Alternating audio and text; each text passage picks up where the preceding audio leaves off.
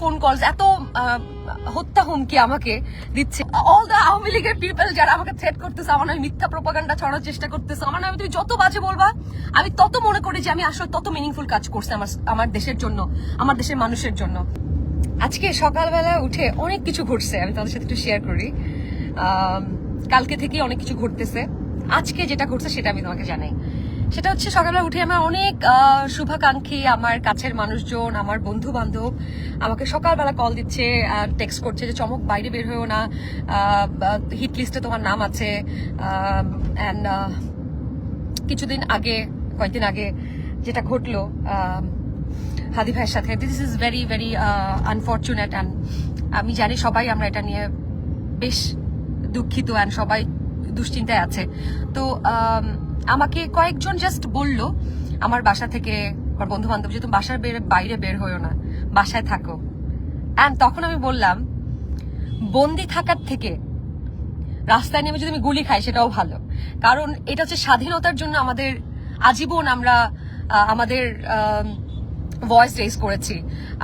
আমরা স্বাধীনভাবে বাঁচতে চাই, আমরা খাঁচায় বন্দি থাকার জন্য বাঁচতে চাই না।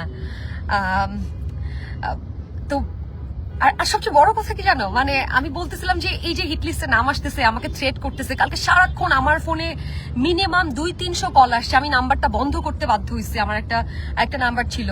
জাস্ট মানে আমি এতগুলো ফোন কলস, এত হত্যা হুমকি আমাকে দিচ্ছে। আমার মনে হচ্ছিল ভাই, I have done something really good. আমি জীবনে আমার দেশের জন্য কিছু একটা তো করছি যে এরা আমার পেছনে এভাবে লাগছে, কিছু না করলে তো এভাবে লাগতো না পিছে।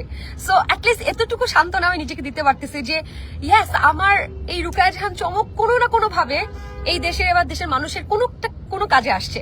আমার জীবনটা আসলে মিনিংফুল হয়ে গেছে আমার জন্য এতটুকু ভাবে। আর যদি ওরা আমাকে সত্যিই মেরে ফেলে, বিশ্বাস করো, it will be a beautiful gift for me. আমার জন্য এটা বড় ব্লেসিংস হবে that I can die for my country. মানে এটা শহীদের মৃত্যু বলে, তাই না? আরে I am so excited about it. মানে ধরো 70 বছর বয়সে যে বৃদ্ধ হয়ে অনেক রোগ শোক নিয়ে হাঁটতে পারবো না, বেড থেকে উঠতে পারবো না, এই মৃত্যুর থেকে দেশের জন্য আমাকে কেউ মেরে ফেলছে। Damn, it's a beautiful death guys. মানে আমি আমার বন্ধু বান্ধব, আমার শুভাকাঙ্ক্ষী, তোমরা যারা আসো আমাকে নিয়ে, তোমরা মানে যারা কনসার্ন দেখাচ্ছ, যারা আমাকে বলতেছো চমক তোমার কিছু হয়ে যেতে পারে, বিশ্বাস করো, তোমরা কোনো মন খারাপ করো না, তোমরা আমাকে নিয়ে কোনো টেনশন করো না।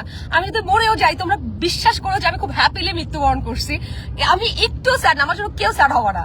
মানে প্রমিস মি, নোবডি, জাস্ট কোনো স্যাড স্ট্যাটাস দিবা না, কিচ্ছু করবা না। If I die with pride, trust me, and it will be the most glorified death for me.